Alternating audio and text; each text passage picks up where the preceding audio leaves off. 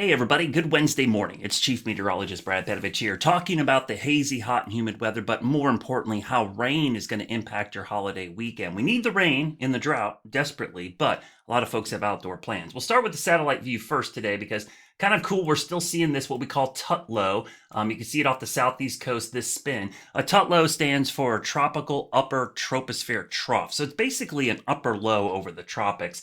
You can see the spin there, and a lot of folks think, oh my gosh, is that going to be a tropical system? Not really, but it could bring moisture, especially near the center of it. But what's interesting about a tropical low like this is the fact that we've got a high pressure system to the north. We're kind of in this no man's land between systems, so the air is actually sinking over us. And what do I mean by that? I'll show you the water vapor loop. So you can see the upper low clearly on the water vapor loop. But if you look real carefully here, you'll actually see that we've got this kind of like almost sinking air, this dry pocket of air here. So there will be this area in central, maybe the Piedmont, eastern North Carolina, where there's just not much cloud cover precipitation for most of today because the air is actually sinking. When you're just in that right spot, you can get sinking air and not get lift or moisture. So while it's kind of cool to see this thing spinning down there, it's actually going to cause things to be pretty dry today. Now, it may be dry from a rainfall standpoint. It is not dry from a dew point standpoint. Look at the dew points across the area, well into the 60s. You can see all that moisture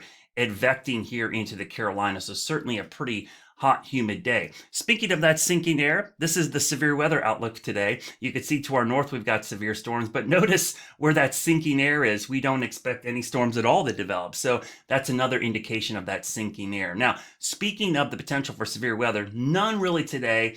I'd say a small chance tomorrow, but less than 5%, and going into the weekend, there's really no chance of severe weather. Now, there is a chance of heavy rain. This is the excessive rainfall outlook. You could see tomorrow a low risk. That's actually a good thing. We actually want to see that in a drought. So it's not something that's going to be detrimental, but certainly something we'll keep an eye on. And even on Friday, parts of the area could see a little bit of that as a backdoor front wedges in, but I think it'll be mainly to our south. And then you can see going into Saturday, not much to look at. So let's look at the short range, what we call rapid refresh model. We'll kind of look at some of the potential here for rainfall over the next 48 hours.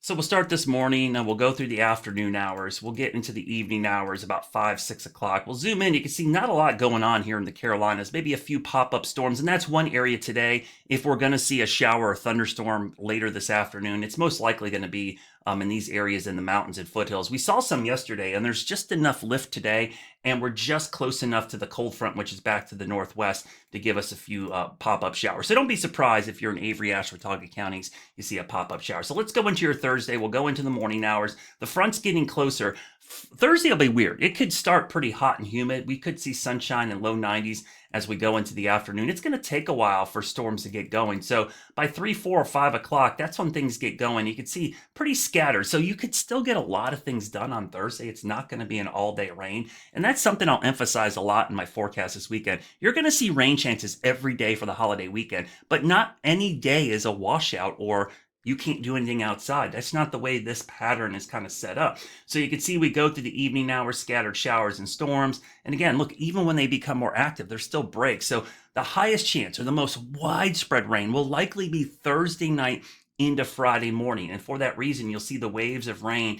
And as we get into Friday morning, this is the wee hours of the morning, what's going to happen, it's kind of an interesting pattern. A backdoor front comes in from the northwest, and it's going to get stuck here. So it's going to be a cool, cloudy day.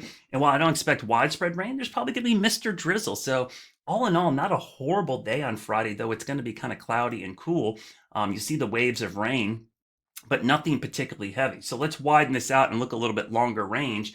As we go into Thursday, I'm going to go into the future here real quickly. We'll get into Thursday, and you can see that front, high pressure off the East Coast, high pressure over the Great Lakes, kind of wedging us in. You see the rainfall over us. We'll go through Thursday. That front drops south. So by Friday, you could see kind of just light showers, nothing too heavy. Friday, like I said, not probably all a bad day. Saturday is starting to trend a little bit wetter.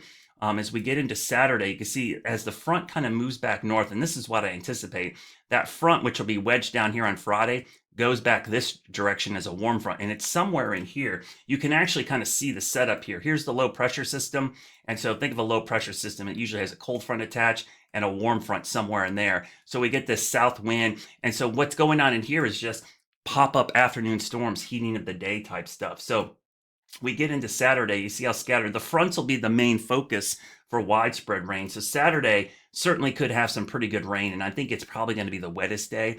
Now, as we go into Sunday, Coke 600 day, we'll get into Sunday. Notice things kind of drop just a little bit. This is in the morning hours. We go into the afternoon. Scattered. Okay, this looks a lot worse than it is, but this is just pop-up afternoon and evening storms. Where they set up, kind of hard to say right now, but when you have a 4.5 hour race, there's probably going to be rain at some point in this kind of scenario. And if you're saying, wow, there's always rain on this date, well, that's typical. Late May in the Carolinas, we always have pop-up storms. It's very rare we have a completely dry race. So I would anticipate some storms impacting the race, but there will be laps done some point on Sunday. So that's a quick update. Stay tuned for further updates as we go in the weekend. The biggest word of advice I can give you right now is if you have any outdoor plans this weekend, you can do them, just have a rain plan. So that means having a tent, have a place to go when there's a passing storm, have a shelter location. Don't plan any outdoor events this weekend and think it's going to be dry the entire time, because it will not be. There will be rain at some point the longer you spend outside.